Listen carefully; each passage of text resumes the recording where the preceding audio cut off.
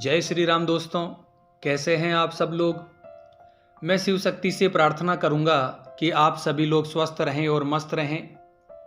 दोस्तों, हमारे कई भक्तों का प्रश्न है कि गुरुजी, हम जब पूजा पाठ करते हैं, मंत्र जाप या साधना करते हैं, तो किसी एक पर्टिकुलर व्यक्ति को देखकर, किसी खास व्यक्ति को देखकर हमें गुस्सा आना शुरू हो जाता है।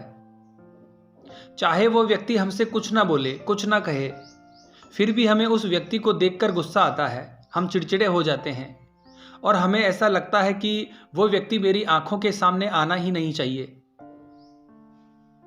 दोस्तों, वो व्यक्ति बाहर का व्यक्ति हो सकता है, आस पड़ोस का व्यक्ति हो सकता है, आपके घर का कोई भी मेंबर हो सकता है, आपका कोई रिश्तेदार हो सकता है, जिसे देखकर आपको पूजा पाठ करते समय गुस्सा आने लगे। तो दोस्तों, आपके साथ ऐसा क्यों होता है, जबकि आप तो पूजा पाठ करते हैं, मंत्र जाप करते हैं और आपको ईश्वरीय संकेत भी प्राप्त होते हैं। स्वप्न के माध्यम से आपको ईश्वर के दर्शन होते हैं। जिनकी आप उपासना करते हैं वो आपको संकेत देते हैं। साथ ही आपके घर के मंदिर में जो दीपक है उसमें भी फूल बनता है, आपके रोंगटे भी खड़े होते हैं, आपका मन भी एकाग्र हो जाता है। पर ऐसा क्यों होता है कि जब आप किसी एक खास व्यक्ति के सामने जाते हैं तो आपको गुस्सा आ जाता है। देखिए दोस्तों, जब आप नित्य पूजा पाठ करते हैं, मंत्र जाप शुरू करते हैं, तो एक पॉजिटिव ऊर्जा आपके अंदर आती है। एक सकारात्मक ऊर्जा आपके चारों तरफ, आपके मंदिर में, आपके घर में, आपके शरीर में प्रवेश करती है।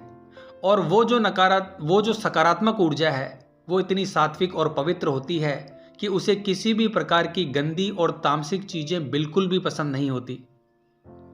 वो नहीं चाहती कि कोई ऐसा व्यक्ति जो गंदा हो या अपवित्र हो या जिसके मन में मलिन विचार हो वो आपको स्पर्श करे या आपके सामने आए। दोस्तों, जब आप किसी व्यक्ति के सामने आते हैं तो आपके अंदर जो पॉजिटिव ऑरा है, पॉजिटिव ऊर्जा है, जब वो नेगेटिव ऊर्जा के पास आती है, गंदे विचारों वाले व्यक्ति के पास आती है, ऐसे व्यक्ति के पास आती है जो तामसिक चीजों का सेवन करता है या जिसकी सोच गंदी है, जो नास्तिक है, जो दूसरों का बुरा सोचता है, जिसकी महत्वाकांक्षा ही गलत है, तो आपका पॉजिटिव ऑरा जब उसको टच करता है तो आपको संकेत देता है कि कहीं ना कहीं कुछ गड़बड़ है और वो उस व्यक्ति से आपको दूर करने की कोशिश करता है। क्योंकि जिन भी देवी देवता की आप उपासना करते हैं, पूजा पाठ, मंत्र जाप या साधना करते हैं, तो उनके गुण आपके अंदर आना शुरू हो जाते हैं।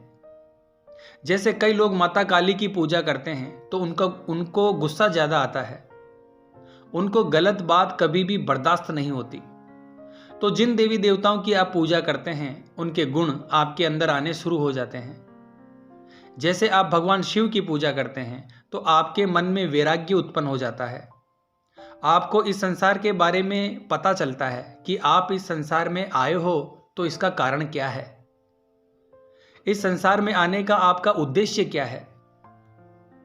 यह संसार तो भौतिक मात्र है, आध्यात्मिक जगत कुछ और है। आपका उद्देश्य शिवलोक की प्राप्ति है, समाज कल्याण है, कर्म करना है, यह आपको पता चलता है। जब आप भगवान शिव की उपासना करते हैं तो भौतिक चीजों से आप धीरे धीरे दूर होना शुरू हो जाते हैं। आप सिर्फ ईश्वरीय भक्ति में ही विश्वास रखते हैं। ऐसे ही आप माता काली की जब उपासना करते हैं तो गुस्से और क्रोध का गुण आपके अंदर आ जाता है और गलत चीज आपको बिल्कुल भी बर्दाश्त नहीं होती।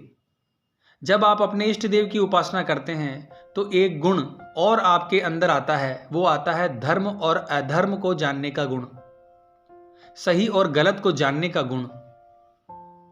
अगर कोई अधर्म कर रहा है और आपसे बोल रहा है कि वो सही है और आपको लगता है कि वो गलत है, आपके अंदर से आवाज आ रही है कि ये गलत है, तो चाहे आपकी गर्दन कट जाए पर आप अपने फैसले से नहीं हटेंगे।